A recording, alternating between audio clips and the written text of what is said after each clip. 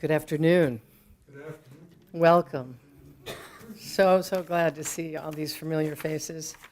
I'm extremely honored to welcome you to this auspicious event and welcome you to the Missoula Art Museum. I'm Laura Millen, the director of 34 years. And, and proud of it. To start, I would like to read you an acknowledgement that MAM created in collaboration with tribal leaders. This statement is meant to show respect for Indigenous people.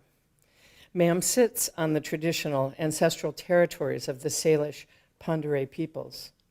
MAM respects the Indigenous stewards of this land. These rich cultures are fundamental to artistic life in Montana and to the work of MAM.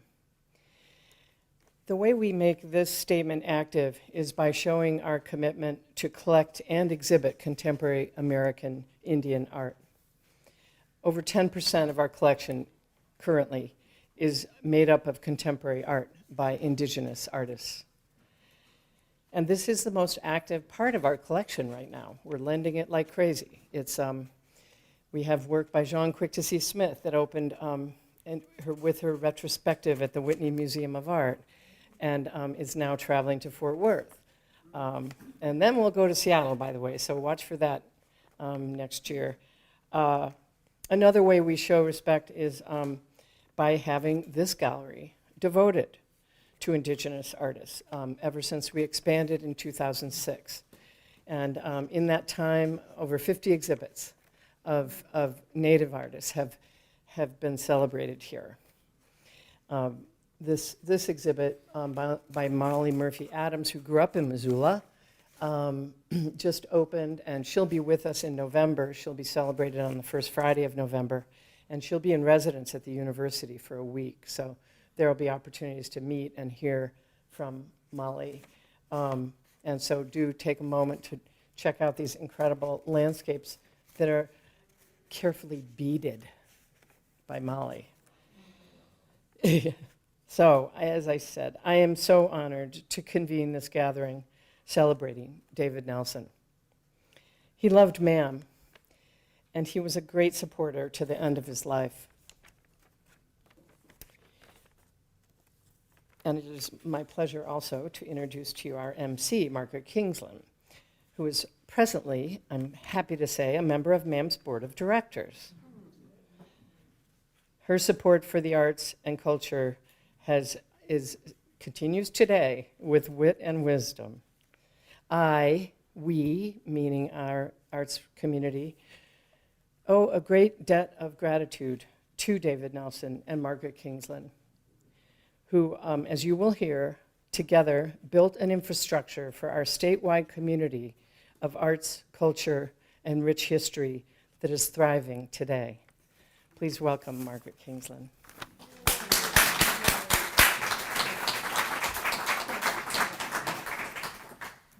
Thank you.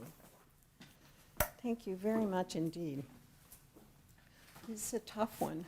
So I hope you'll excuse me if now and then I have to pause, because David was a close friend and colleague. And thank you, Laura, for your land acknowledgement and your gracious introduction. More than 30 years ago, about 35 years ago, I was adopted into a Cheyenne family. And the Cheyenne, after a person has walked on, as they say, has gone to the next camp, has been away for a year, the Cheyenne hold a wiping away the tears ceremony. And so today, a year ago, this week actually, David Nelson died. And it's appropriate for us to have a wiping away the tears ceremony now. But I know the shock of his death didn't meet us at exactly the time when he died. So I understand, and I myself feel we're mourning his loss, but I want to tell you it's appropriate in indigenous terms, to wipe away the tears now and to be able to talk happily about our time with him. It won't hold his spirit back if we do that. I'm really grateful to Laura and to the Missoula Art Museum for hosting this occasion, which is wonderfully appropriate for David Nelson. And I'm very grateful to the Planning Committee, which put together this occasion in memory of David. The Planning Committee members are Celeste River, who called me when we had the shock of seeing David's beautiful picture on the obituary page of the Missoulian, not having known that he had died, and called me up and called up Yvonne Gritzner. And Yvonne and Celeste and I talked about a proper way or thinking about a memorial for David, because the family, the biological family, chose to have a memorial back east in his home country in the Midwest. And we felt we were related to him, and he was our person in Montana, and Montana wanted to celebrate him too. So I called up Ellie, who kindly said, "Oh, yes, that would be fine if you would do that," and agreed to help. And so Ellie, thank you, and Elvis. And we called up Arnie Fishbaugh, David's successor, and Arnie kindly said yes, even though she was at Legoland. And I admired that, with a bunch of nieces and nephews too. Even in the California sunshine, I said, yes, absolutely, I'll help with that. And it's been a pleasure working with people with the Planning Committee over the last several weeks. I want to thank Sister Joanne Daly for her beautiful work and for her friendship with Dave and her long journey to get here today, to be with us today, and to be with us for the opening of her beautiful exhibition, which is in the gallery just down the hall. Thank you, Sister Joanne. And thank you all for coming. I know a number of you have driven long distances and over the Continental Divide to be here, and thank you for being hardy Montanans, part of a small town with long streets. Thanks for driving the long streets and joining us here. As I said, David died a year ago this week from complications from Alzheimer's. And we're gathered here today to honor both his public life and his personal life, and to reflect on the times and works that we were lucky enough to have shared with him. We've outlined some of his accomplishments, thanks to Celeste River, in the Henson brochure, which Celeste created, and you can see some of his accomplishments listed there, and the words in italics are drawn from writings of David's or speeches that he gave, of which we have a record. So special thanks to Celeste for putting that together, including the photographs of David. And there are also, as I said, some quotes from his writings. Though David didn't write a whole lot that we still have access to. He was a wonderful conversationalist, and he was good at many things. And when he did write, we're glad that he did, because he wrote very eloquently about the Arts Council and the work that the council was doing. Mostly today we're going to share some brief stories of experiences we shared with Dave, and we'll begin with a focus on his public life and conclude with reflections on his personal life. And so, as you see in the list of speakers in the program, it goes from more public to more intimate, and we'll conclude with observations by David's Montana family, surrogate family here. So I'm going to start with some reflections on Dave Nelson, but mine are both public and personal. So The first thing that I want to say, and I know that this will echo for a number of you, is what a handsome man David was. He was such a lovely presence.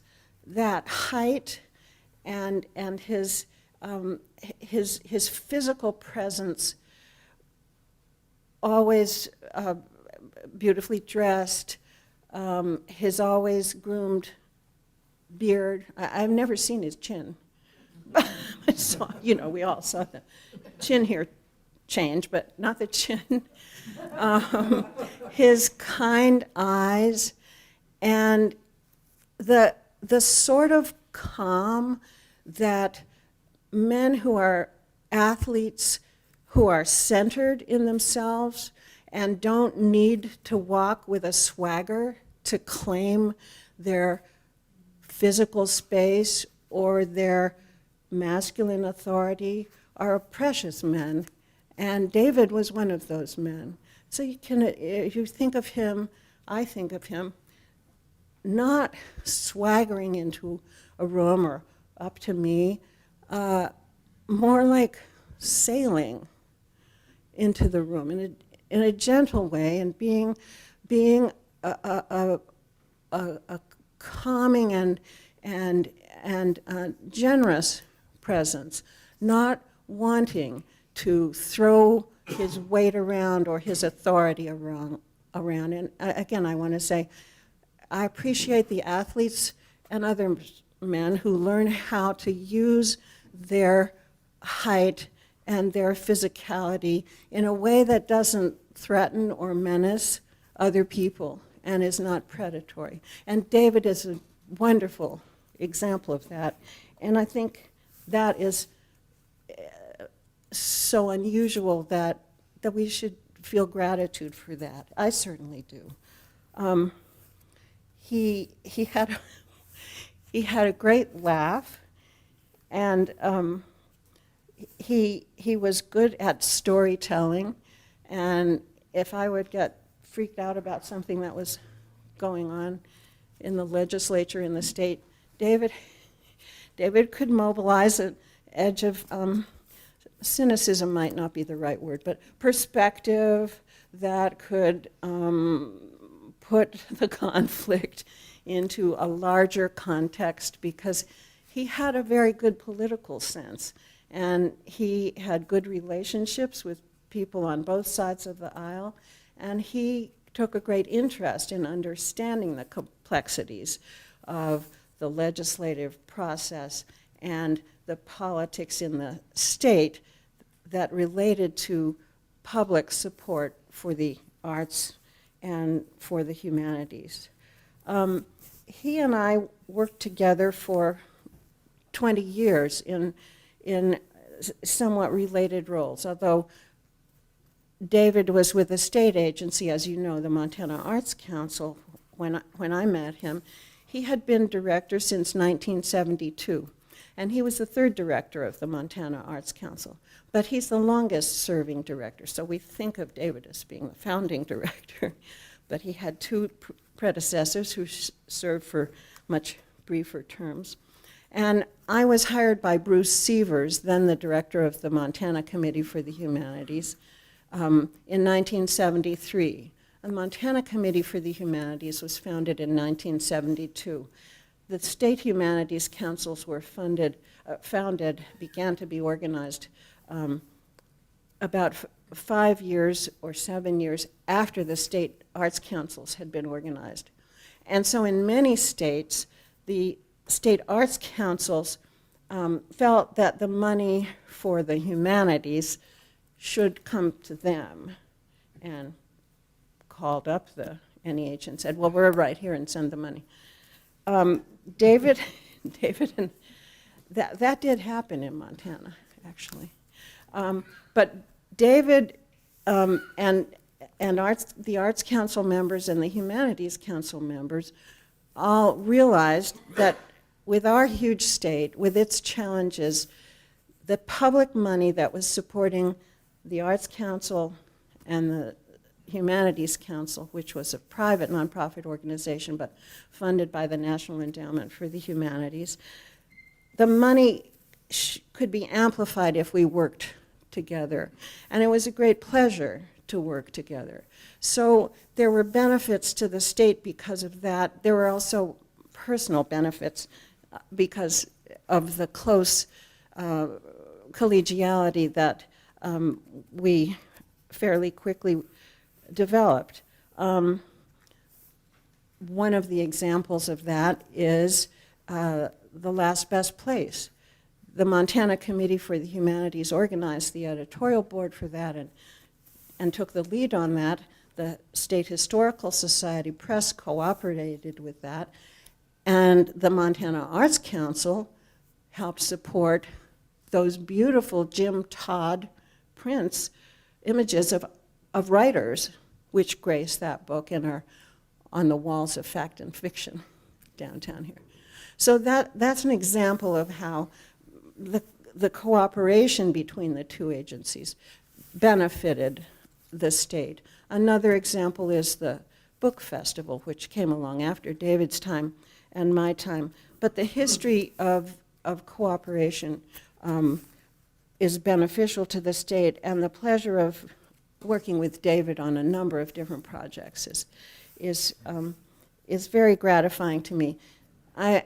He's also such good company. I remember in particular a rather scary drive when he and I were driving from Missoula to Helena. I think it was on a Sunday night for an early Monday morning meeting, and it was in the winter, and we were driving over in the dark by the time we got to McDonald Pass. It was snowing, but David was prepared. David was driving, and David had enough coffee in a thermos for two, and David had a little cooler that was down by my feet on the passenger side, in which he had several jars of juice and maybe some carrot sticks. I can't quite remember what. I mean, just to drive 112 miles to Helena. But he was taking care of business. He was taking care of things. He liked to be prepared. And when we were on the west side of McDonald Pass, and we were going uphill or attempting to, the car started sliding backwards down the hill. But David was cool, calm, and collected, and somehow we made it to the summit, got down into the Helena Valley, despite the fact that there were black Angus also on the road. Oh my God, David is the best companion in situations like that, because I never saw him get really riled or frustrated, at least in my presence, about things which might cause other people to get a little tense. David carried on. The cooperation and the friendship were a pleasure. And in David's work, he placed a large emphasis on institution building for the arts, as well as the importance of support for individual artists. But I think his emphasis on institution building is less visible than some of his other work. But I want to acknowledge the important role he played in encouraging support for the Montana Dance Arts Association, for example, the Montana Association of Symphony Orchestras, the Montana Art Gallery Directors Association, and other infrastructure which helped those individual arts enterprises thrive. For example, I have a young friend who has a 13-year-old daughter, a freshman at Hellgate High School, who's been a student of dance ever since she was a toddler. She's now quite a good dancer and has benefited from scholarship money to go to the workshops provided by the Dance Arts Association.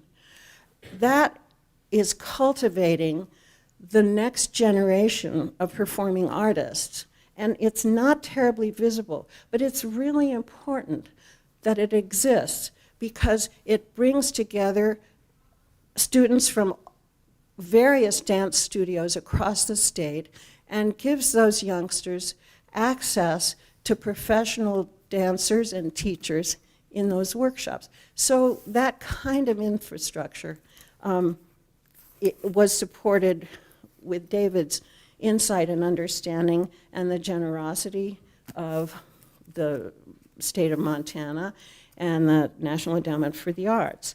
Sometimes it was maddening to artists that all of the Arts Council money didn't go to practicing artists. But David understood the need for both. David was a futurist also. David was extremely interested in not just what would happen next, but what would happen in 50 years or longer. And that was the subject of his particular study, I think, in his free time. He was also, because of that, I think, an early adapter of technology. So David had a computer in his office long before Vivian Brooke forced me to get a computer in my own. Made me stop using a dictaphone. Forced me to deal with that keyboard. David had been doing this for years. I remember him talking about his Trash 80. I guess that's a TRS 80, if anybody remembers that early form of a computer and so on. But he was quite interested in technology. He also was a quirky guy, which is a very good quality in a person. And an illustration of that can be seen in some of the enormous toy collection, which Elvis can tell us about, which he amassed. I'm going to leave the details to Ellie and Elvis. But we hope that you'll be interested in seeing some of those toys in the next room. And we're having a silent auction, and the proceeds from that will go to support the museum. So thank you for appreciating David through the toys and the museum through perhaps finding one that will appeal to a young person or an older person in your life. I'm so happy that Sister Joanne Daly is here with us because Sister Joanne is a close friend of Dave's and was a very early colleague and was extremely critical to the program development effort of the Montana Arts Council. And she's going to talk about her relationship with David and also her contact with the large number of arts and cultural organizations in the state with which she consulted in the early 70s as the Arts Council was developing its programming. A small fact that many may not know is that Montana has the largest number of symphonies per capita of any state in the nation. You know, there are a lot of arts organizations out there, and Sister Joanne knows them all. And she knows David. So I'm happy to introduce you to Sister Joanne Daly, who's also the creator of the beautiful work in the next gallery. And Sister Joanne's OP stands for Order of Preachers. Thank you for being here, Sister Joanne.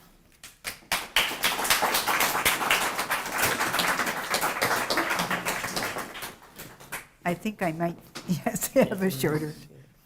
Thank you. I've lost 2 inches. I'm now 4'11". How do I do this? That's not the way. Down here? Oh, Thank you. Here we go. Okay. And these readers. Gonna move it in closer to you too. Okay, let's see. I have to say, Celeste and I have been working on this together, and as I was listening to all of the things that I forgot that were important, I made little notes. So Celeste, there are going to be some things popping in here that I didn't think of, but they were crucial for all of this. I look out at, we have gathered here today to celebrate the life and our memories of David Edward Nelson. We memorialize, remember, and celebrate his life as we gather together at the Missoula Museum of Art. Memories are all related to past time. When we look back, past, present, and future are all bound together. You touch one and bring the others with you. I read recently that our concept of time really is a human construct of our own efforts to control and conquer the passage and movement of life. But if time doesn't actually exist, all we have is memory in the now. As I look at each of you, I see you with a special Dave memory, your memory of Dave attached to you. We celebrate that memory of our friend, relative, and colleague. I am truly honored to have been asked to speak at this memorial program honoring Dave Nelson. Over the many years of deep and enduring friendship, we found we had much in common. To start with, we were both Midwestern transplants living in Montana in the early 1970s. The decade of the 70s in Montana was an exciting time to be in the big sky country. The clear, fresh air and the blue skies seemed to be charged with a creative energy that ignited the lives of so many people. He enabled the arts to flourish in all parts of this vast state during his 20-year tenure as the executive director of the Montana Arts Council. He was instrumental in the formation of the Western States Arts Federation, WESTAF, bringing the major art institutions of the Western states together, serving as a source of strength to each other and sharing some of their art resources with smaller museums and communities in the region. Here in Montana, we all benefited from these efforts in the establishment of the Montana Art Gallery Directors Association, which we fondly referred to back then as our girl, Magda. If you have the opportunity, I'll add in there, Magda had its birth at the dining room table in Anaconda, Montana. If you have the opportunity to visit Montana Remembered in the next door room here at the museum in 2023, you will see a current exhibit that was curated, framed, created, and toured by Magda. With the help of a grant from the Montana Arts Council, MAC, both established back in the 1970s, 2023, in the 1970s. And with a donation from the great arts advocate, David Nelson. Yes, our David Nelson. I have very vivid memories of Dave's ability to call people to new possibilities, because I was one of those people. He was aware that most of Montana was made up of small towns under 3,000 people, 100 of those towns in all. Based on the sources I had with the Museum and Art Center in Anaconda, he asked me to get to know the residents of these small towns, and if there was an interest in the arts, to see how the Arts Council might help them. I asked, how do I do this? His reply was, we don't know, but we trust that you'll figure it out.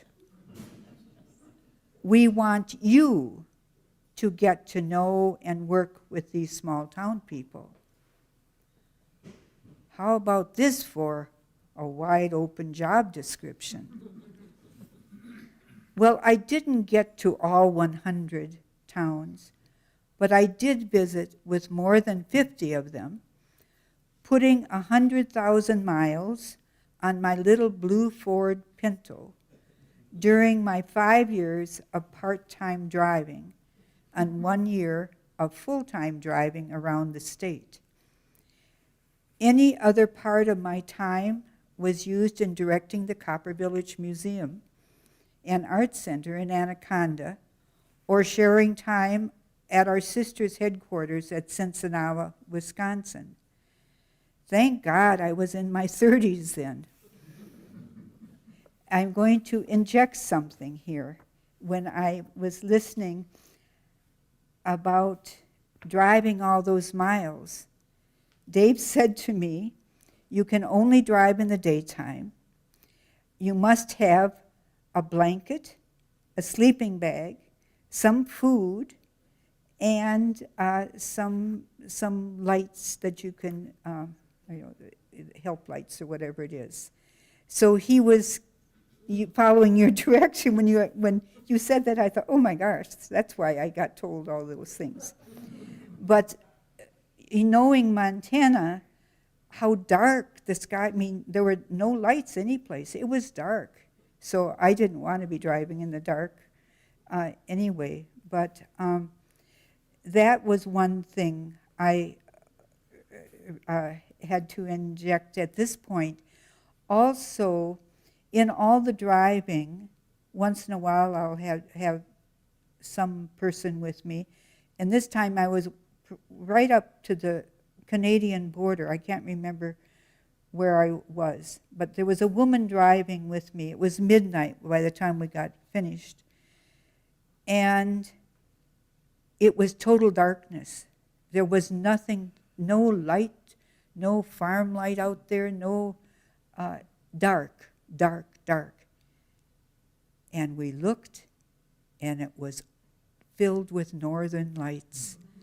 We got out of the car, sat on the oh, for heaven's sakes, the hood, and it was like having a giant slideshow just for us. And I've never experienced anything like that since, because you're always more and more, even at our mother house 50 years ago, you had dark. You saw millions of stars. Now, Galena, Illinois, and everybody wants to be in the countryside. So it's no longer a dark sky filled with stars.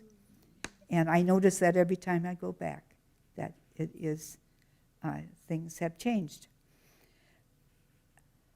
So when he asked me to visit these towns, I have to see where any other part of my, okay. As I look back in time to 50 years ago, I remember clearly that Dave had an incredible mind, and you touch on that too, and tremendous gift of creative problem solving. And I am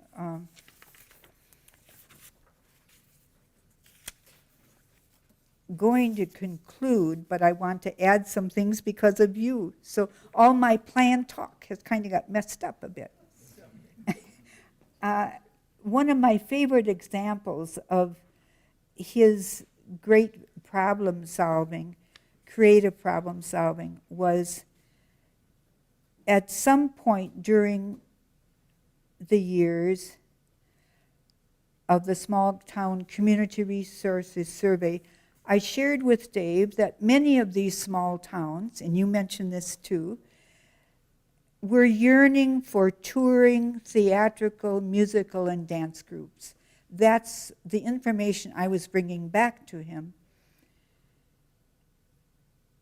But they were afraid to book them because they were afraid they wouldn't be able to sell enough tickets. And how would they pay for them? And I brought that information to him, and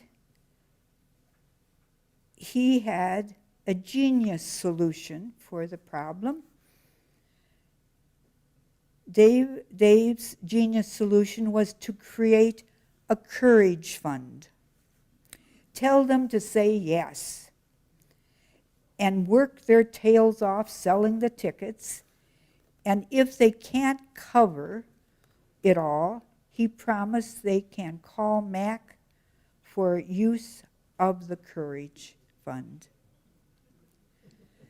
To my knowledge, the fund was never used.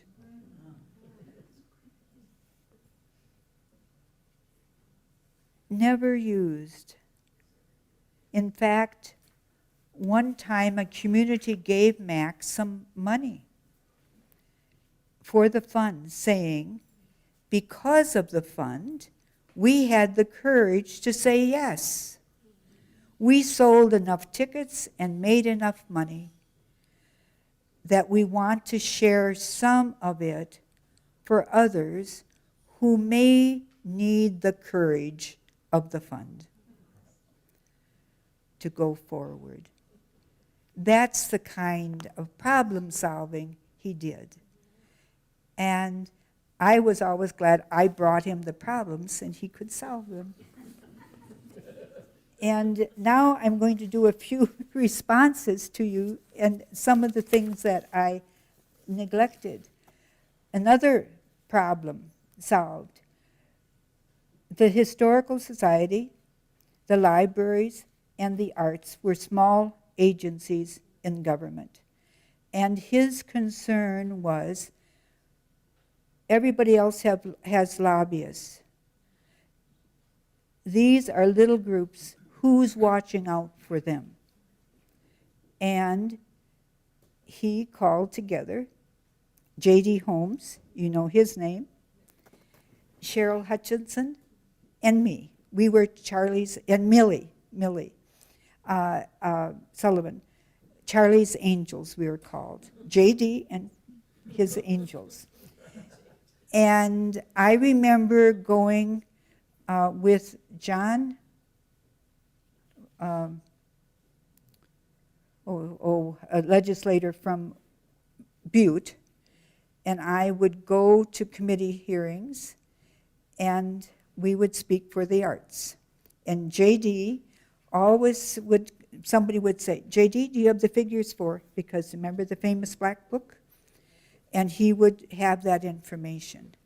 And so to have J.D. Holmes become later our official non-government kind of person looking after us was a great genius. He was the right man for the right time, like Dave Nelson was the right man for us at that time. And to be part of that and see how government worked was an education for me. And since Butte and Anaconda had the center of government, I had legislators who I would just go to someone in Anaconda because I taught his brother and say, I'm going off to Helena. And he said, what bill is up there and who are you talking to? And I would tell him, and then he would tell me the strategy. That bill is still in committee. Don't get big groups of people to send them stuff.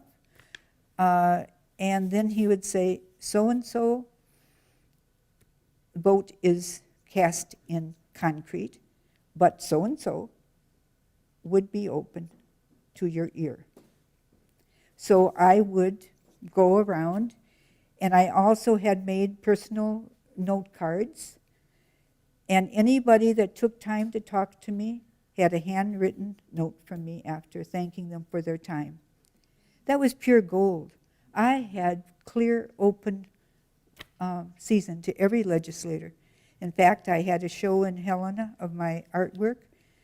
They had me come and talk to the whole group and invite them to come to my show. And even Bardnoff, what's his first name? He was one of my best people, and his wife. I got to meet them. I was at their house.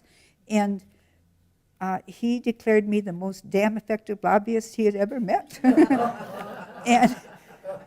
and he came in a wheelchair to the show.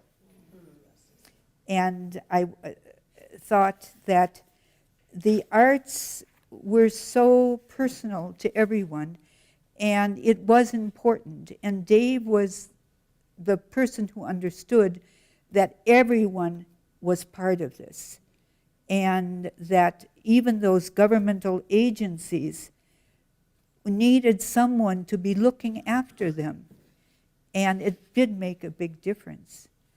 And I was always very proud to be part of this beginning stage when there was a certain, do you remember the 70s?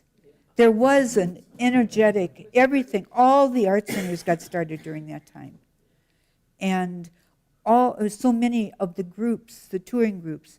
And the thing I looked through, and I brought some of my books, and Cheryl had put together, I had kept a huge, a legal size pad of every date, the date, what town I went to, and what I visited. Then I hand wrote, because I couldn't type, and we didn't have computers, and we didn't have phones. And I wrote the reports. And at the beginning, I would give the landscape, what it felt like to be going through the Golden Triangle when the sun is right on the wheat moving. You want to stop and say, this is equivalent to the Northern Lights. So there was the flavor of that landscape, and then every person I visited and what they were thinking about and talking about. And that I had the privilege of driving 100,000 miles through the state. And some of those miles are in the exhibit. So that's my part of my memory, and each of you sitting there have your memory right there. And that's why we're here. Thank you.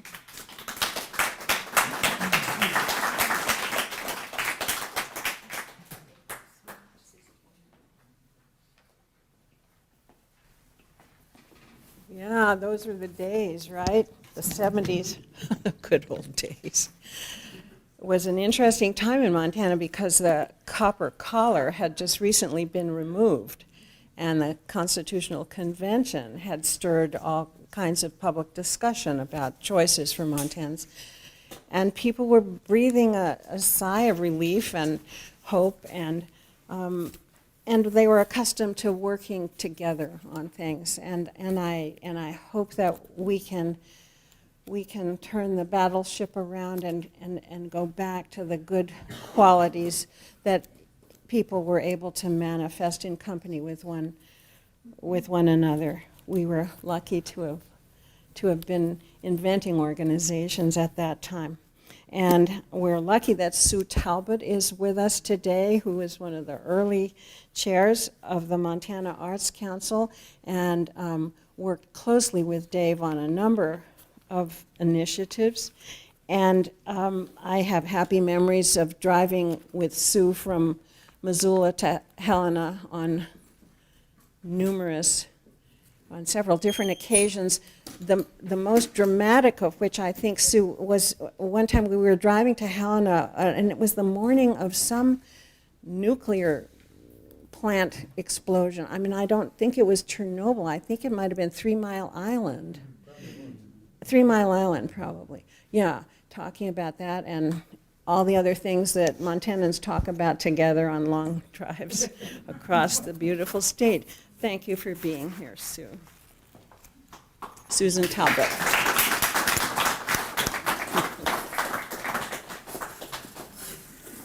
Sure the mic works. Wait for you. Thank you. I don't know, is that right? Do you want to step up to the table or? Okay.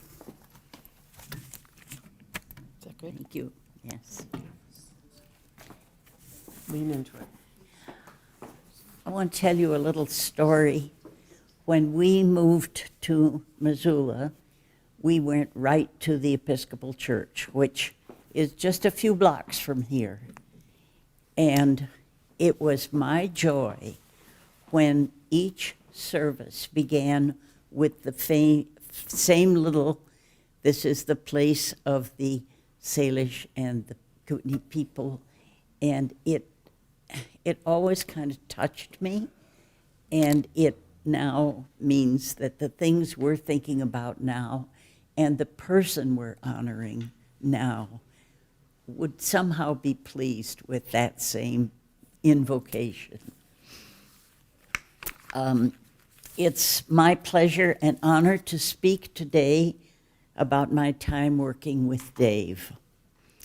In the 1980s, as a board member and board president of the Montana Arts Council, I became a friend of David's. A little background. After my college years, and my husband and I, we moved a lot. We lived in 8 different cities. And I tried to find a way to get acquainted with the people in each town. Unfortunately, I didn't play either golf or bridge, for which you should all be very grateful. So I took my mother's advice and tried volunteering for the arts, because she said that's a wonderful way to get to know people. In 1981, I found myself on the board of the Arts Council, although I had little experience in the workings of a big agency. I was helped immeasurably by the staff, many of you are here, and particularly by David, who knew not only how to manage a board, but knew the politics in Montana. He knew the membership, he knew the donors, and the all-important governor who appointed the board.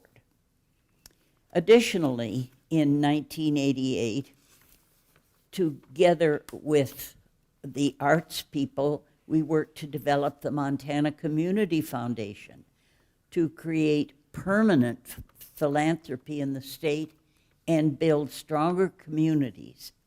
It is something of which I am very proud, and it wouldn't have happened without David.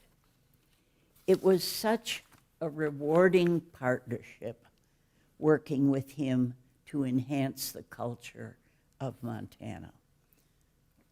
We weathered many challenges together, and his smarts, his dedication, and his wonderful sense of humor made partnering with him a real joy.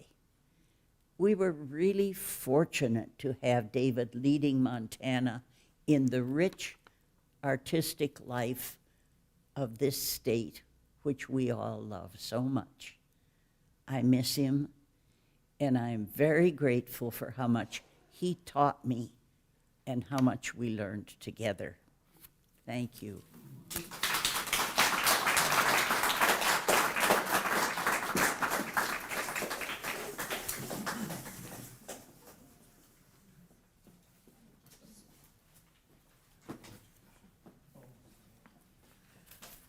Thank you so much, Sue.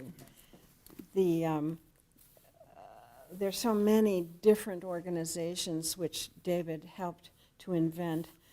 It's important to be reminded of them. They're kind of in the background of people's lives, but they are the infrastructure which has helped sustain the massive creative renaissance which began in this state and created a huge, huge pool of Montana modernists, not only in painting and sculpture, ceramics, dance, music, and other fine arts, but in all kinds of different cultural endeavors in the state. And Larry Williams, also a former chair of the Montana Arts Council, who served in years after Sue Talbot, is also going to kindly share his reflections on that work with the Arts Council and with David Nelson. And my recollection is, Larry, that you're also an arts educator from Great Falls. Yeah, and that's a really important endeavor for support for the arts. So thank you for being here, Larry, very much. See if I can do this quickly. Joanne, they cut me down to size 2. I'm 6'4" now. But I think Jack towers over me. Is that good? Should be. Thank you. Well, I'm going to talk about how a boy from North Dakota, whose pen name was the Montana Kid, came to be here and came to know David. My grandparents were farmers on both sides of the mountains. My paternal grandfather eventually became a custodian at Hellgate High School for a couple of decades. So modest means. But all of my relatives, including my cousins, Mary Beth Percival was one of them, were my family. And we would vacation in Montana, and that's how I became the Montana Kid. I always expected to live in Montana. I frankly expected to go to college at the university, which was where my father graduated in forestry, but he found his work during the Depression with the fledgling Soil Conservation Service in North Dakota. Well, I became a ranger in Glacier Park, and 2 years later I met my wife-to-be, who was a ranger in Glacier Park. She went off to graduate school at University of Utah, and I went to Rutgers. That's a long way apart. So we got back together that second summer, and we were expecting to go back to graduate school. When I saw an advertisement in the Great Falls Tribune late in August, a week before classes would start, for a music teacher in Belt. And I went to the pay telephone, yes, there was such a thing then, and I called the superintendent, and we had a conversation. And I heard all the good things about Belt. Well, I'd driven through Belt about 15 times on the way to my maternal grandparents' farm. But I had the presence of mind to ask how many music teachers there had been in the previous 5 years. And I heard all the good things about Belt again. And I said, my coffee break is up. I have to leave. We've had 6, the superintendent responded. And I gasped, what's the problem? And I heard all the good things about Belt again. I said, the problem is that your 7th graders are playing games with your music teachers, and they haven't gotten on top of your 7th graders. Pause. How did you know that? I said, I was a 7th grader once. Fast forward to the first Music Educators Convention that October, and I was in desperate need of some good quality advice of how, particularly to deal, not with the band, I was on top of that, but how to deal with the 7th graders in general music. I went to a choral sight reading session on the second day of that conference, and I sat down next to a gentleman who was a doggone good singer and a heck of a sight reader. And actually, I was pretty good myself. So we were just having a ball. And he stopped during the break, and he said, I don't think I know you. So I introduced myself, told him where I was at, told him that I'd been a ranger in Glacier Park. He put two and two together and said, "You're on a provisional certificate and you're not planning to go back to graduate school during the summer to get regular certification because you're going to be a ranger." I said, "You've got that right." He said, "Well, I'm Joe Musselman, and if you need an assistantship, there'll be one for you at the university." 2 years later, I was at the university, and that's where the MAC offices were, just yards from the music department. And of course, Joanne Musselman, spouse of Muss, was there, and I got to know Joanne through Muss, and I got to know David through Joanne. A couple of years later, I was in graduate school forever. It was way too much fun. A couple of years later, I was offered the job as the first arts educator for the council. And I really wanted to stay in Missoula, but I did turn it down. And I turned it down because with 2 years of practical experience, I didn't feel that I was in a position to do what needed to be done. Pat Simmons was grateful to me for turning it down. She became a very respected arts education staffer. It was some years later from Great Falls that I got a call from Dorothy Bradley asking me if I were interested in being on the council as chair. And I was pretty heavily involved with a lot of other things. And so I kind of equivocated.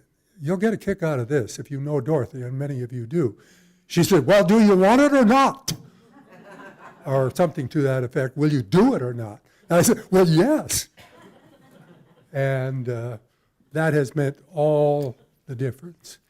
It has allowed me to come to know people like you. To David Nelson, let me say these comments.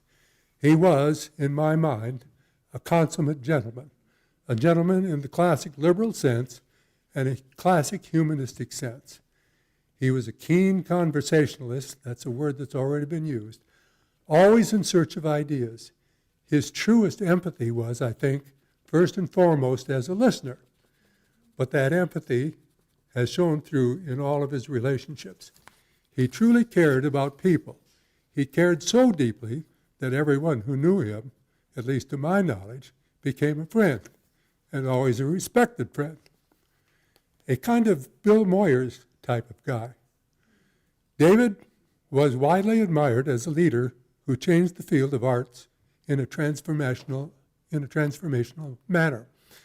He embodied 3 traits my college president spoke of as essential to making a difference in the world: conscience, character, and commitment. Yesterday, I was reading an op-ed in the New York Times that had a subsection captioned, "Change is messy," drawing a reference to our current situation in Washington, D.C. Well, change is messy. Yes, no, but certainly not always. Yes, oops, I didn't turn my cell phone off. Yes, one must build a majority if a matter is to come to a vote. And to do that, one must find a consensus. But to build a consensus means to get a grasp of the real issues, the underlying issues. When it comes to a majority, it isn't a matter of wielding power. David understood political winds. He never wielded power, but oh man, did he forge consensus time and time again. His power lay in identification of good ideas, carefully drawn. He had an extraordinary ability to scope the landscape.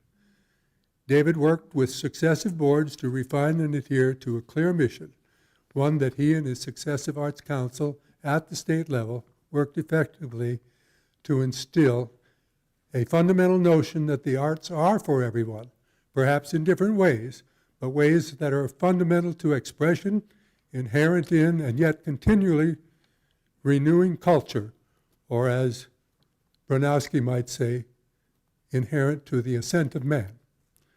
David illustrated that winning a consensus rests on persuasion, which in turn rests on a clear and plain agenda that is formed by careful, focused, thoughtful listening as much as by driving home one's own viewpoint. So David was always in search of ideas. As a manager, I suppose one could even say as an executive, David was inclusive. In the process, he nurtured others, his staff and board members, certainly myself, and he drew out ideas. He gathered groups together into conversation. This is a repetition of what you've heard more than once. He gathered groups together into conversation inherently to thoughtful direction throughout Montana and beyond. He and Terry Melton and a few other key arts agencies execs were particularly instrumental to the formation of West Staff and NASA. Sue Talbot incidentally counseled me as an incoming MAC council chair that if, because of the press of my professional duties, I had to choose, West Staff was a valid investment of my time and energy, which led to a 13-year stint as a board member of West Staff. I thought I'd never get away from that organization.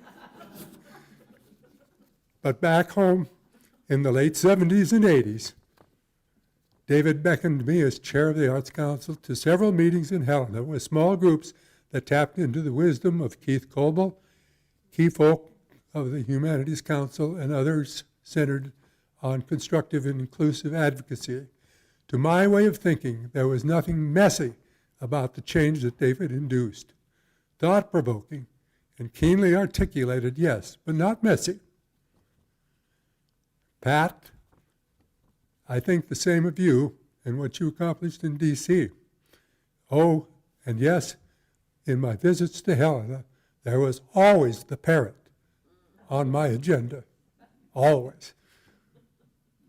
Along the way, David's friends became mine, as you are, as you folks are interested in the arts, and I coincided in our sphere of whatever influence we may have had.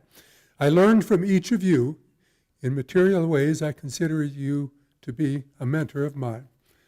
And the only thing I would add to what I've just said is that to understand the arts, there are some names of those who have gone by, many, but among them are Jim Ahoy, Terry Melton, Joanne Musselman, Muss, and Keith Coble.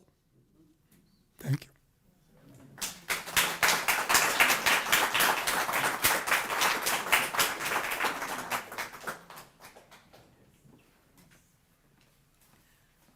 Thank you so much, Larry, and thank you for the reference to Joanne Musselman and to Joe.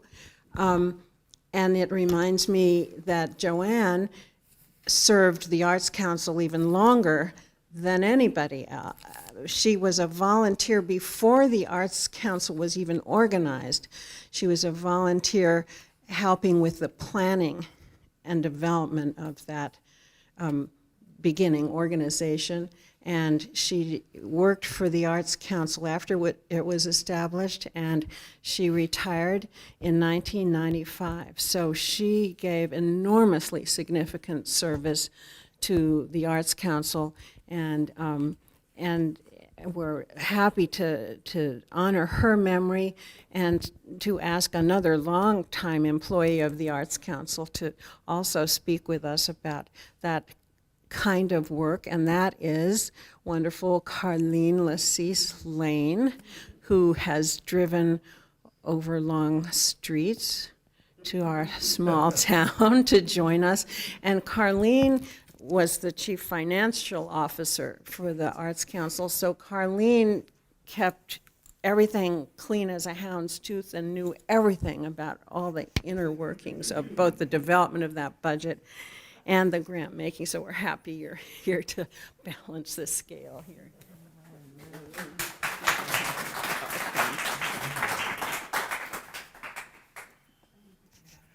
When I met Governor Schwinden, he said, "Oh, an accountant for the arts, how interesting." It took me a few years, but I did develop a comeback for that. It's so good to be here with all of you. What can I say? So, after which he served as the executive director for the Montana Arts Council for more than 20 years. These 100 characters from his obituary don't even begin to come close to describing the contribution that David Nelson made to the state of Montana through the Arts Council and to the National Arts Administration community through a number of national entities. David's strong suit, he had a lot of them, but the ones I see as his strong suit was his vision. It's already been mentioned. He was way ahead of his time. And he himself was not necessarily great at implementation, but what he was very good at was finding people who were, and he partnered with those people. That combination of vision and leadership of people was stellar for the arts in Montana and around the country. This has already been mentioned, but I wrote these before I got here. I'm so old that I remember when computers were not at every desk. In the early 80s, we had a computer room, a separate room, with 2 or 3 Radio Shack TRS 80s, affectionately known as Trash 80s, and a daisy wheel printer. I used to make fun of David and say, so what are we going to do when the power goes out? But he was undeterred, and eventually I became a convert. I learned to use VisiCalc, which was the early spreadsheet, to do budgets. He hired a computer geek, and who was an amazing guy at that time in the world. There just weren't many of them around. He taught me how to back things up after I lost several things. As the next generation of computer nerd taught me to reboot. David worked with NASA, the National Assembly of State Arts Agencies, to establish NISP, or the National Information Standards Project, which allowed arts organizations around the country to organize all their activities by type, discipline, and a whole array of other factors, so that information could be compared, apples to apples, across the country. It's become the standard now, but at that time it was revolutionary, and it remains so. When Krista and I worked with the people at ITSD to put together Information Technology Service Department, to put together a database for the artists and arts organizations in Montana, it was very complex, and they were like, you want us to do what with this database? Some of it seemed like it was going to be impossible for them to do, but they worked hard, and we got through that. It is still the national standard in the nation. David was always looking down the road at the big picture and how with our little bitty teeny tiny budget we could have the most impact on the arts in Montana. There were statewide service organizations, which have been mentioned already, SSOs, all of which, as far as I know, still exist today. And this provided a way for like-minded people and organizations to work together to maximize scarce resources and to cover this huge state. He fostered a myriad of programs. There was, Sister Joanne mentioned the community arts program, where all of the arts centers and museums in the state were born from. Technical assistance to help artistic types to develop business skills, which nobody wanted to do the books, right? But you need to do the books to succeed with your art. A folk life program focused on the unique arts in this rural, agricultural, mining, logging state.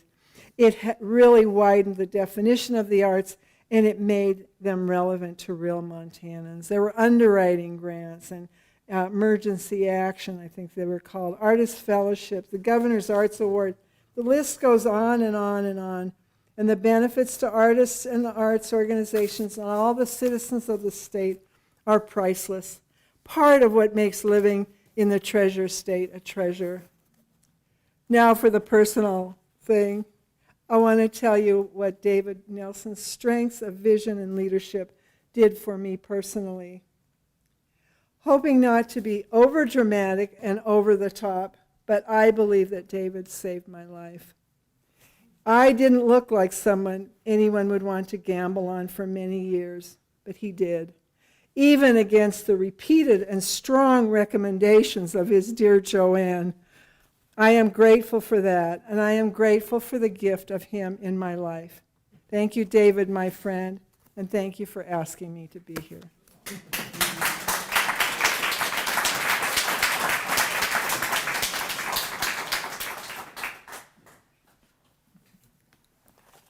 Thank you so much, Carlene. And next we can look forward to hearing from Arnie Fishbaugh, who was David's successor at the Montana Arts Council. And Arnie is going to also read a tribute from John Armstrong, who is a friend of Dave's, who dates back to his Eastern Montana College football days.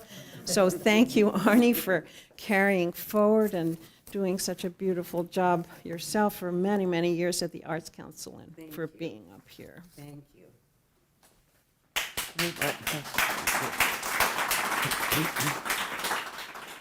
We wanted to include words from people, or from a person in David's early life. So I am sharing these thoughts from John Albert Armstrong. David Nelson and I were acquainted since our days together at Eastern Montana College, now MSU Billings. At that time, he was an athlete playing for the Yellow Jackets football team. I never knew David played football. And I was ensconced in the Department of Art. Even then, David made himself known in both the athletic and student body committees as an active member. He honed his special but natural organizational and mediational skills, which would be of great use while working in the arts. David followed Terry Melton, another Montana scion in the arts, as the second director of the young Yellowstone Art Center. This is where my real admiration for him blossomed. He set an example of how to deal with the challenge, that of directing the entire program at the center, while simultaneously responding to the needs of fundraising, memberships, and community responsibilities. As David's replacement at the Yellowstone Art Museum, he offered me sound advice on numerous occasions regarding an infinite number of real and potential problems relating to the administration of the center. After accepting his position as the director of the Montana Arts Council, he proved himself capable of the task. He introduced many new programs, always with the artist's positions in his view.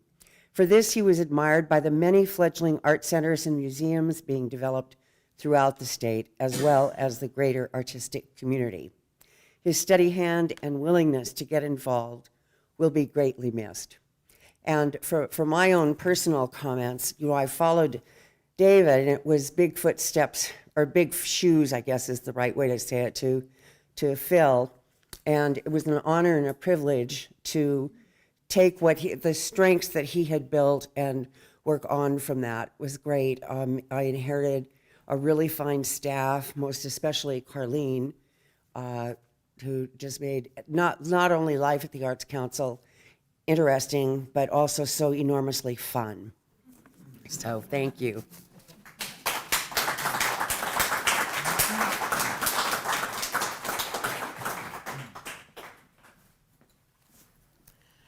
Thank you, Arnie. And now we're going to move into talking about some of David's volunteer work which he did after he retired from the Arts Council. He retired with the intention of going to work at the National Endowment for the Arts. John Frohnmeyer was the chairman of the NEA in 1992. And that was a tumultuous time for the National Endowments for the Arts and Humanities, and people were gunning for both of them and trying to eliminate their budgets, and thanks to Pat Williams, they did not succeed. But when David retired, he and Mus worked on Lewis and Clark Trail program, creating a virtual Lewis and Clark Trail website, among other things. And David also served on the board of the Friends of the Montana PBS. He had always been interested in PBS and public radio. He had been a very early advocate back in the 70s for public television coming to Montana. He had the vision to see that that would be really beneficial for the state. And when he retired, he served on that board. And Yvonne Gritzner, with whom I had the pleasure of working at the Montana Committee for the Humanities, served as chair of the Friends of Montana PBS Board. And so Yvonne is going to kindly come up and tell us about some of that kind of work of David's. Margaret, we do have someone who's reading Bill Pratt's Oh, good. Oh, words, and it ties in with Montana PBS because William Marcus has been pressed into service to read. Bill was very sorry not to be able to come. His car broke down on his way from Helena, and he was really, really very sad. He wanted so badly to be here and to remember David. yeah, I beg your pardon. You had told me that, and I hadn't inserted it into my notes. I beg your pardon, William, and how gracious you are, Yvonne. Thank you for reminding me. It's actually William's turn to tell us about David and technology. Thank you, William. I beg your pardon. I beg your pardon. Yes, about David and PBS, he was a great advocate for the service. Even early on, before there had been an attempt to put a statewide system on the air, which fell apart, and after that there were organized groups and communities around the state that brought public television to those communities, and David was involved in that. When Montana PBS formed, he was a member of the board and was a constant advocate and healthy critic of what we did. Always something to say. So I'm happy to have this opportunity to thank David for that and to also read the words from William Pratt. Since I'm reading them, I'll call him William Bill Pratt. But it is good afternoon. Thank you for the opportunity to say a few words about David, who was a personal mentor and helped me navigate Montana's organizational and political thorns and thickets through my tenure at Montana Arts Council. I met him for the first time in 1979 in a hotel bar in downtown Denver, where he interviewed me for MAC's Community Arts Coordinator position, and where for 17 years I followed the footsteps of Sister Joanne Daly's community arts survey efforts and worked to help build the capacity of Montana's arts and cultural nonprofits and administer a number of MAC's grant programs. David was nationally recognized as a visionary and innovator in arts administration and an early adopter of personal computers and internet-based communication, and encouraged their use to enhance the capacity of other state arts agencies, local arts organizations, and artists. David believed that computer-based communications could help MAC inform artists about their areas of interest. He created Artist Search, which distributed computer-generated and then snail-mailed artistgrams directly to artists. It was old school today, but then it was realistic in terms of the computer technology available. Now we're linked to the internet. We Google it to immediately get information and interest and personally direct organizations to target their communications with us. Perhaps we should call this new reality Artist Search too. Before his passing, I had a long chat with David, primarily about the need to support the arts to support Montana's traditional arts. This was important to him, for in the 1970s, he helped convince the state of Montana to allocate a portion of funds from the Cultural and Aesthetic Programs Grants Program to hire Mike Korn as MAC's first full-time professional folklorist, as well as enabling the Montana Historical Society to hire an oral historian. Recently, the Montana Arts Council has contracted with a folklorist to help refine the program, as well as to administer the Montana Council of American Masters, which makes awards to well-recognized traditional artists. Chris Holmes, Montana Arts Council's newly appointed executive director, is folklife friendly, with a particular interest in Native American artists and art. I know that David would be pleased with these developments. Thank you, David, for all that you have done for Montana. I wish you were still with us, but I know your spirit is watching over us and hoping that we will all do the best for Montana. And thank you for honoring him.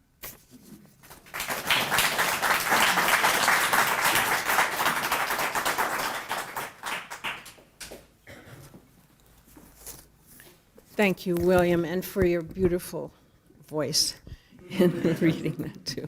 And again, Yvonne, thank you for your gracious correction, and please, everybody, welcome my beloved friend, Yvonne Gritzner.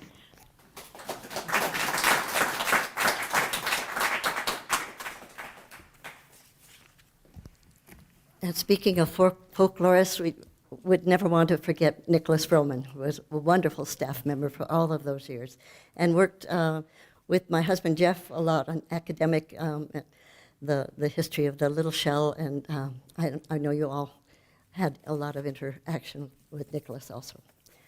Can you hear me all right? Is that working?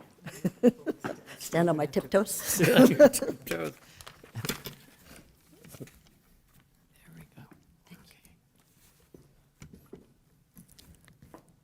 And thank you, William, for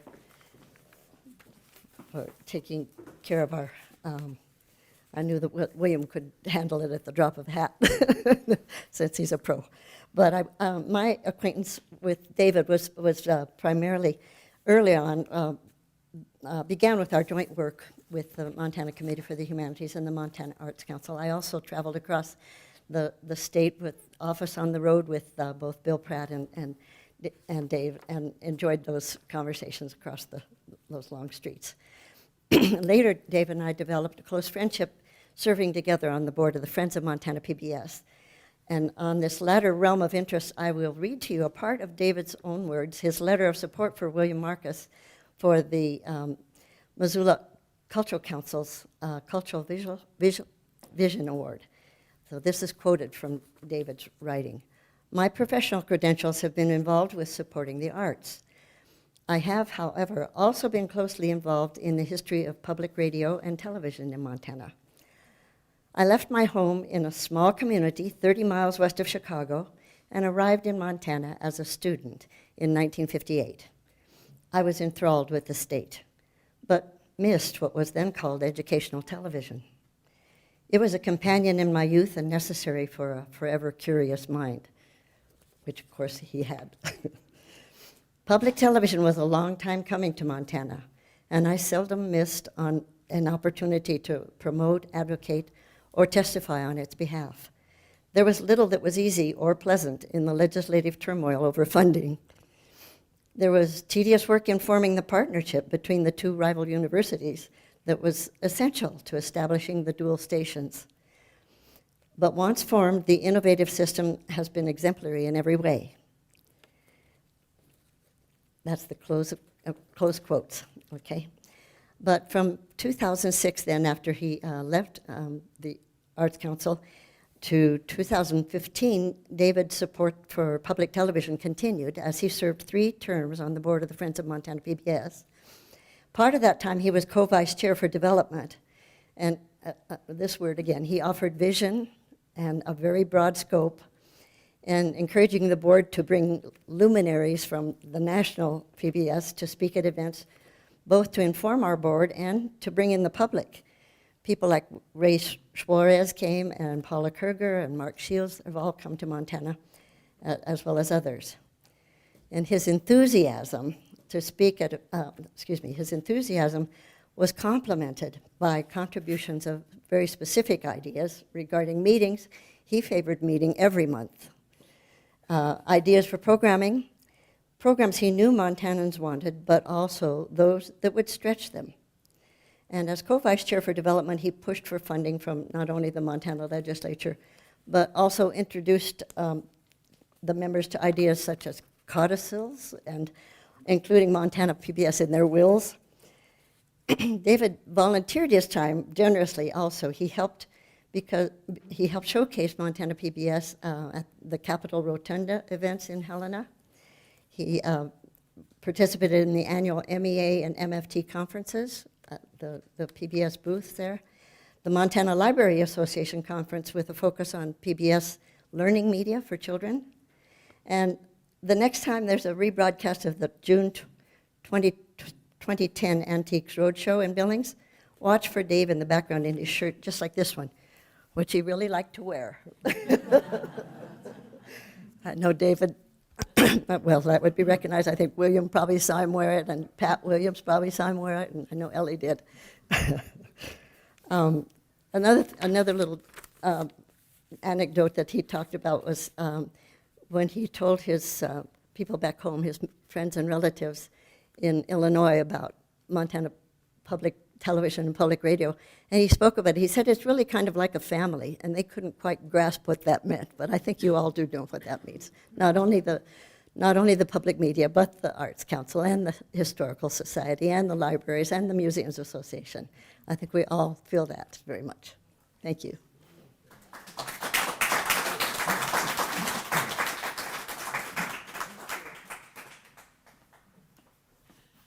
Thank you, Yvonne.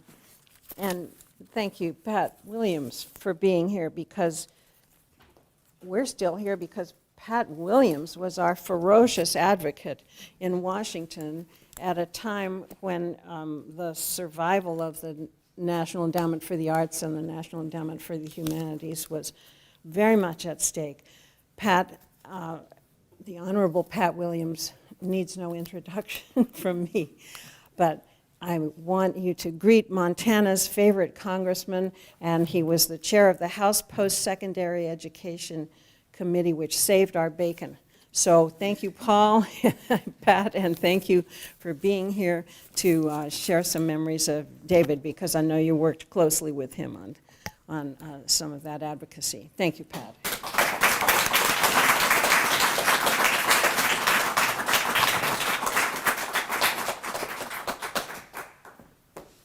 I'm pleased to have been asked to remember our pal. Let me tell you how he interfered with me getting here today. I was going to be here at about 1:45. I ended up coming at 2:15 or so, because I was making notes, jotting things down, and about David. As much for later, when I think I'll, I don't know, do some put them in a book I'm writing or something, but also for today, to have some notes about him. And I was using, in his honor, I was using a fountain pen that I had. And David said to me, "A civilized person," when he saw me with a fountain pen. Thank God there's a Montanan with a fountain pen back on the East Coast now. And I laughed. When I thought about him, I laughed. And as I laughed, I turned the pump on the fountain pen and squirted. Yeah, I still have ink here, William tells me, and on my thumb, and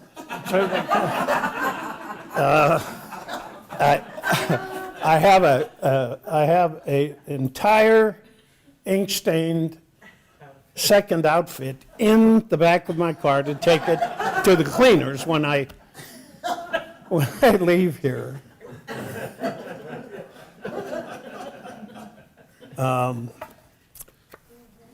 I'm glad of that happening, because these things are really sad.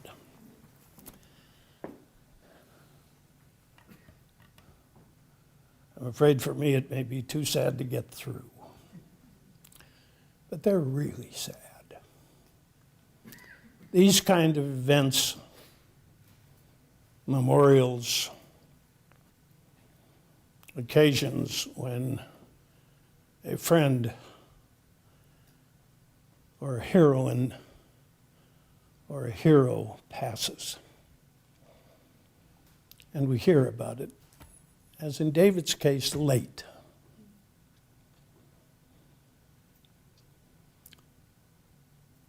And you all have experienced this in your own friends and family.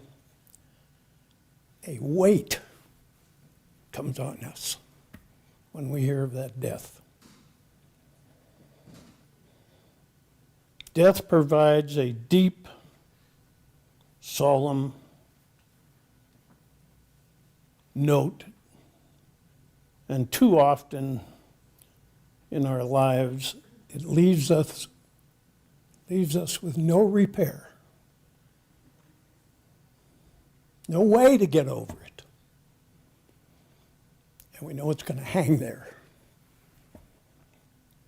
as long as we live, for the rest of our days and years, if we have any, which David and I talked about for a while as a favorite topic, and that was living long.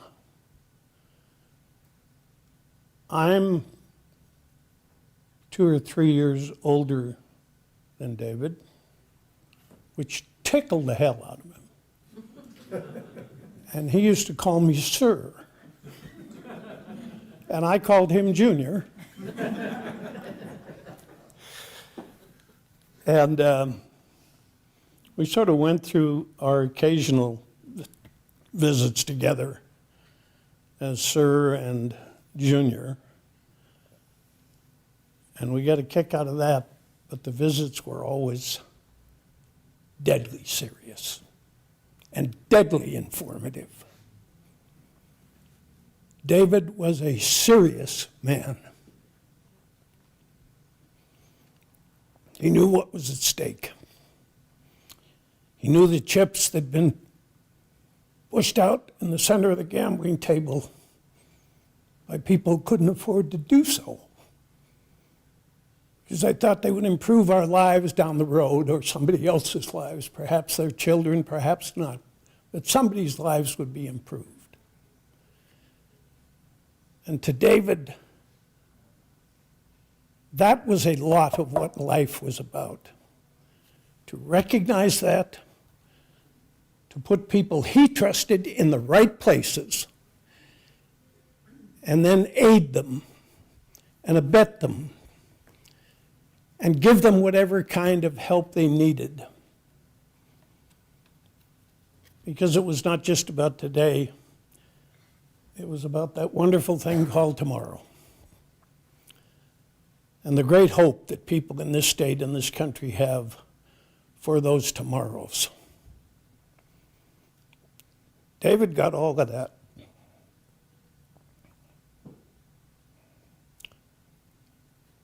I don't remember knowing David before I ran for Congress in the late 70s, but I sure got to know him after that. And David called me one time when we were going through that National Endowment for the Arts controversy. And Pat, it's David Nelson. I said, hey, David, how you doing?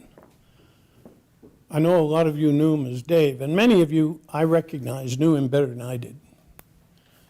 But to me, and I think to him, he was David. That's how he was in life. He pronounced all the syllables and all the consonants correctly. He was that way with his name, too. He said, are you having a good time back there? And I was up to here with, not fed up, but with work and mail, and many people, including some Montanans, angry at me for my defense of this artist named Robert Mapplethorpe. You remember the name Mapplethorpe? We can say it out loud, you know. I never met Robert Mapplethorpe, nor did his opponents like Jesse Helms, because by the time that controversy rolled around, Robert Mapplethorpe had passed away. That was the tragedy of it all. The personal attacks on an artist, and a marvelous artist, a wonderful photographer, who did some photographs with no public money. No public money. The NEA didn't get Robert Mapplethorpe money for these particular photographs of nude black men. He was doing the human form. He was just photographing the human form. But the subjects happened to be black and happened to be nude. And Jesse Helms was, for the first time in his political life, in campaign trouble. And to a black man, not Mapplethorpe, Jesse's opponent in the Carolinas was a black man. It was discouraging for a lot of Southerners, I'll tell you, conservative Southerners who were Jesse's people. But Jesse needed an opponent. And the fiction writers, arch conservatives in Washington, D.C., found about Mapplethorpe and these photographs and said, well, surely you must have had a grant from the NEA. No, he didn't have any grant from the NEA.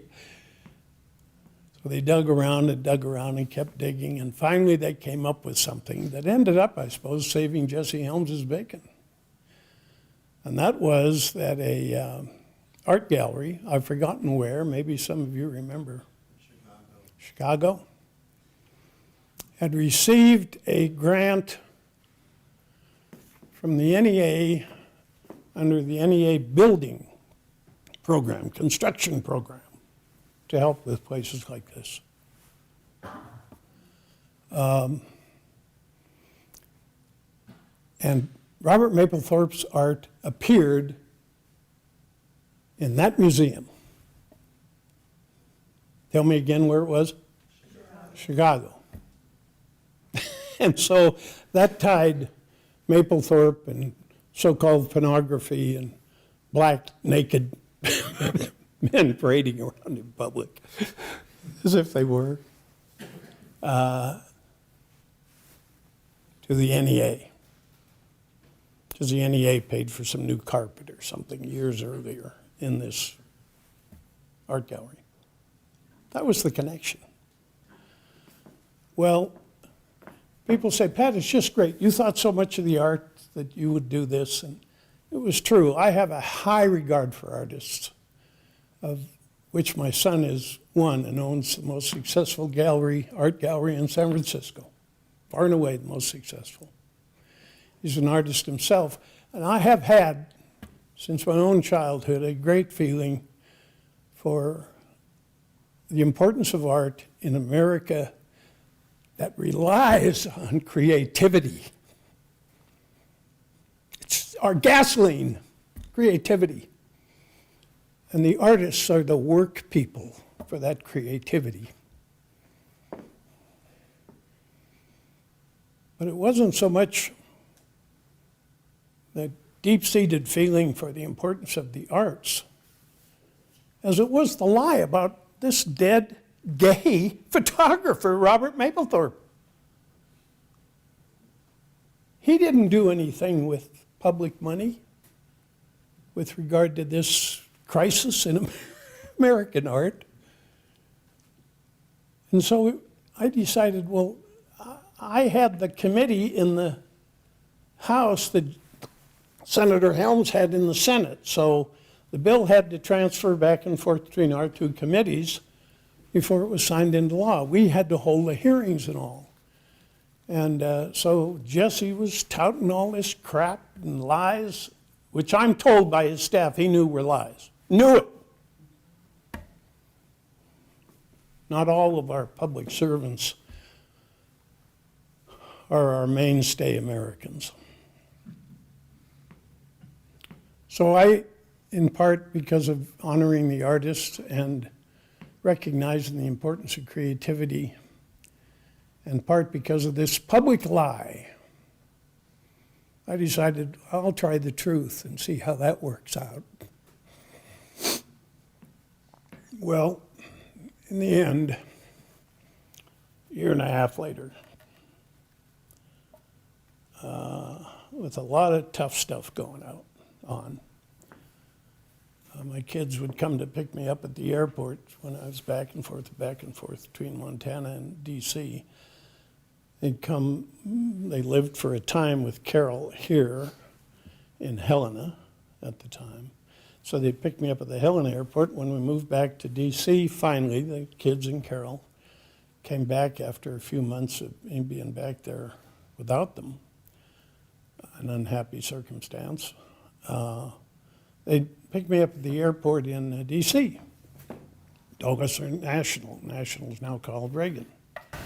And they'd be greeted as I would each time the plane landed, with signs that made them look up at Carol and say, "Carol, what does porno mean?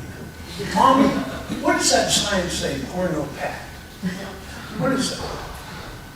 And there were times when the cops had to come and stop them from showing some material they wanted to show, hold up big posters, slice me into the photographs in these posters, and really nasty, difficult stuff. But we sent Jesse Helms packing. And we had people in America say, "Yeah, I want to know the truth about these things." And so the fight was on the cover of Time and the cover of Newsweek, with major stories, and big stories in the major newspapers in this country. Times, Chicago papers, LA, the Seattle papers. And people were really interested in it. Because one thing, it was kind of salacious, tickled their funny bone. And so a lot of Americans got to know about it. They said, "Well, this is kind of outrageous. A, it's a lie. But B, and very important, this guy's a good artist, this Maplethorpe guy." Because they were showing a lot of his work, and several Montanans bought, fairly wealthy Montanans, a couple of them lived just outside of Missoula, ended up buying Maplethorpe's work. Because once folks saw it, they realized how important it was to America's artistic and creative life, especially his photography of flowers. So David called me and said, how you doing back there? You having fun?" And I said to him, "Listen, Junior, this is nothing to laugh about," which of course he knew and laughed like hell. He knew the importance of it. He knew how right we all were. But it tickled him. And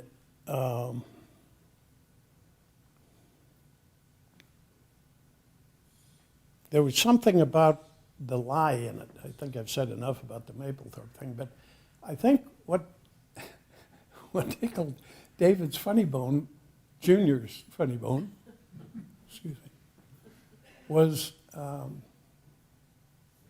that the whole thing was concocted. Here was this massive national issue in the halls of Congress based on a flat-out two-bit lie. And there was something about that tickled David, even though he thought it was an outrageous example of how things can go wrong in America.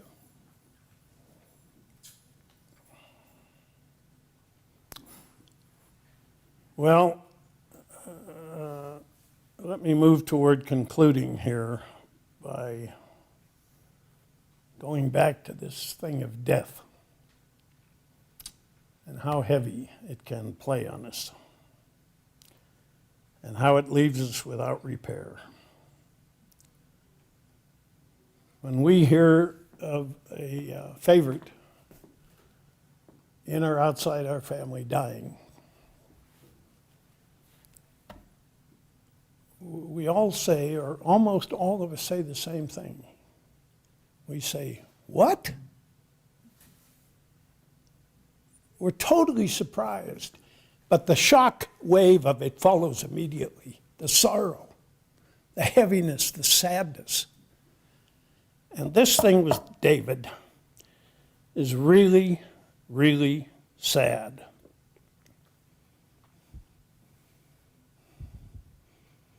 I think, Laura, after you told me that David had passed away, and I said, "What?" I then said it when I went home to myself in the car. What? It wasn't comprehensible. And when I got home, I said to Carol, "Oh, you'll never guess what happened." You know what she said? "What?" Yeah. And somehow that's an important reveal of our fragility as people to really bad news, and our understanding as people how important our friends are, especially those who work at it, as Junior did.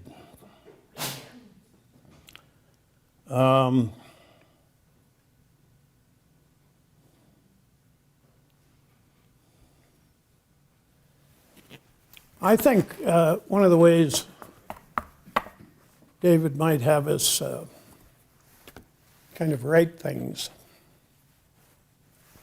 rebalance our problem here, is to do what we do and get more help on these issues. Keep doing what we do. Get more people to do it with us. I saw a couple of disturbing pieces of information the other day about how sometimes the front guard in America has only been a few people. You know, sometimes you labor at these things and think you're alone. You kind of are. You kind of are alone when you get out front and start pushing these difficult issues. Whether your part of it is registering voters, or a part like David had, where you're actually managing all of this chaos and turmoil and correct things. We got to do our part better. We got to find more help. We don't have to go door to door convincing people that art's really, really good for them. No need to do that. But there are things you have learned in your active life how to do, other than just going door to door. And that's just talking to your neighbors, talking to your friends, talking to your family, seeing that you're younger, seeing that cousins, nieces, nephews, young people within your circle of family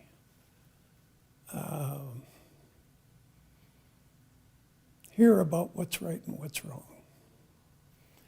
Have somebody like you that dispenses with the lies, the public lies that come from on high in places that are crowned like the U.S. Capitol. Don't let the kids hear that. You tell them the truth. Tell them what's going on.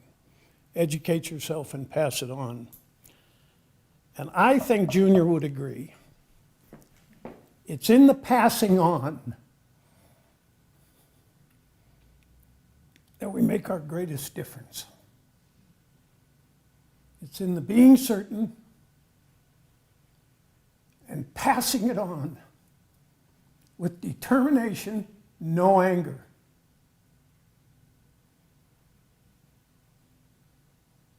We can be a bunch of preachers, sister. We can all do some of what she's done every day. Sister does every day. We can teach, and we can hope, and we can minister, and we can aid.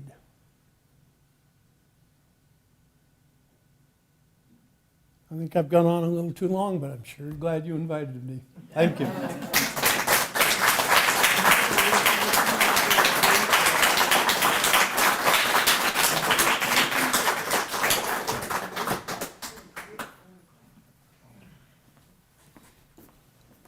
Thank you so much, Pat.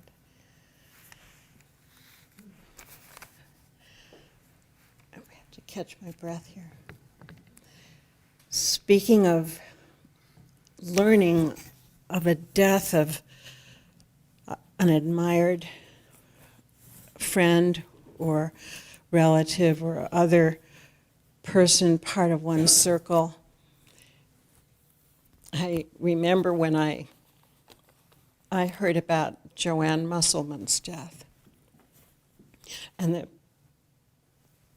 I was so sad to hear of that, of course, because she was a colleague and a warm and reliable colleague. And I know how close she was to David, to Ellie and Elvis's Uncle David. And the first thing I could think to do was just to call up David. And he answered the phone, and I just said, he knew my voice. I just said, David, I'm so sorry. And we just cried on the phone together. He never talked to me about his friendship with Joanne, but it was clear that they could absolutely trust and rely on one another through thick and thin. And I'm so glad that Ellie has allowed us as the planning committee to create this afternoon to remember David, and so I'm so happy for that and the honor of spending more time in your company, Ellie. And now it's Ellie and Elvis's turn to tell us about their relationship with Uncle David. Ellie Nuno and Elvis Nuno.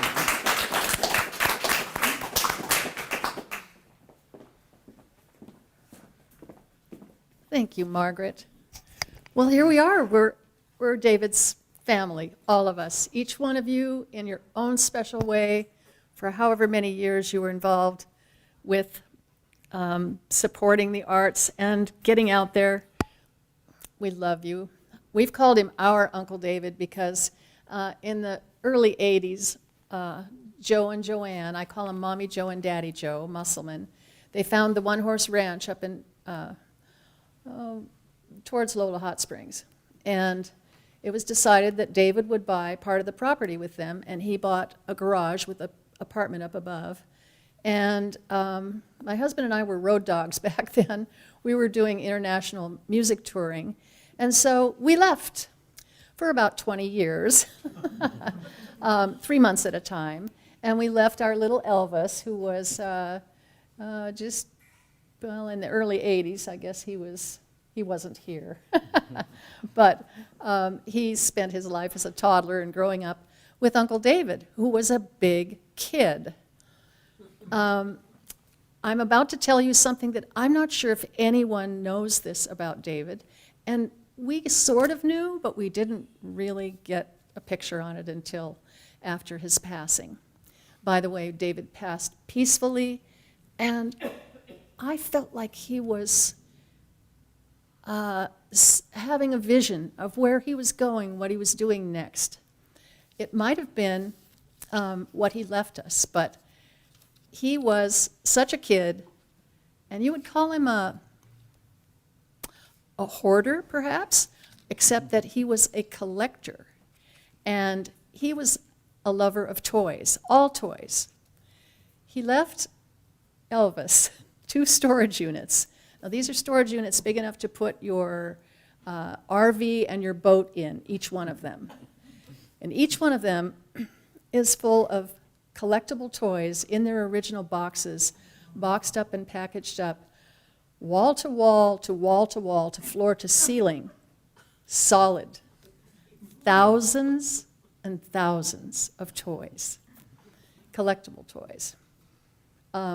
You could name anything, and yes, it's probably in there. We haven't even been able to get into them really fully yet. But we've brought a few of them so you can just sort of see. So if you know anyone who is wanting collectibles, we've got them. I'll leave my email card on the table out here.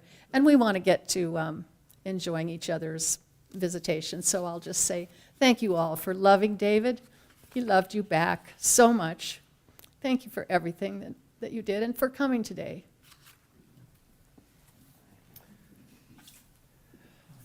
Yes, thank you for everyone for coming. We really do appreciate it, and I truly appreciate hearing all of the incredible accomplishments that David championed through his life.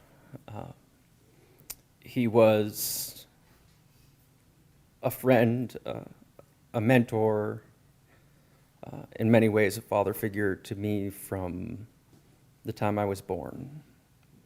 And most of the most important formative memories I have, David is always there.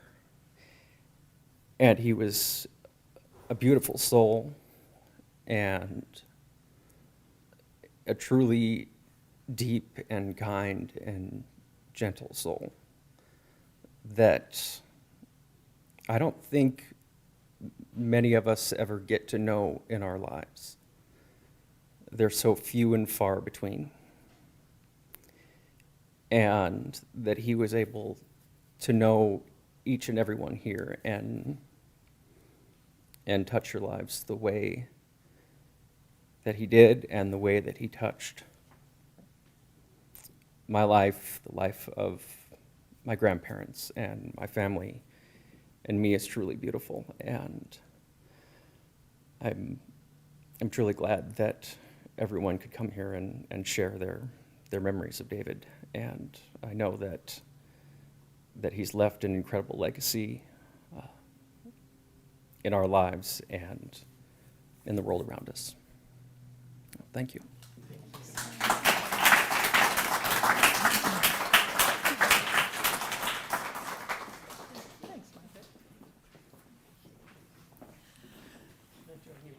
Oh, absolutely. Well, I was just going to suggest that, because we've been talking about the arts and public arts and David and the arts, I was just going to suggest that we conclude perhaps with a standing ovation and bravo for David. So if you feel you can stand, I would ask you to stand up and we just say, thank you, David. Bravo, David. Bravo, David. Bravo, David. I want to invite you to please stay with us. We have a reception waiting for you right over here, food and drink. And I want to acknowledge that Chris Holmes, the new Montana Arts Council Director, is here with us today. Chris, raise your arm. Yay! Please introduce yourself and let's get to work, huh?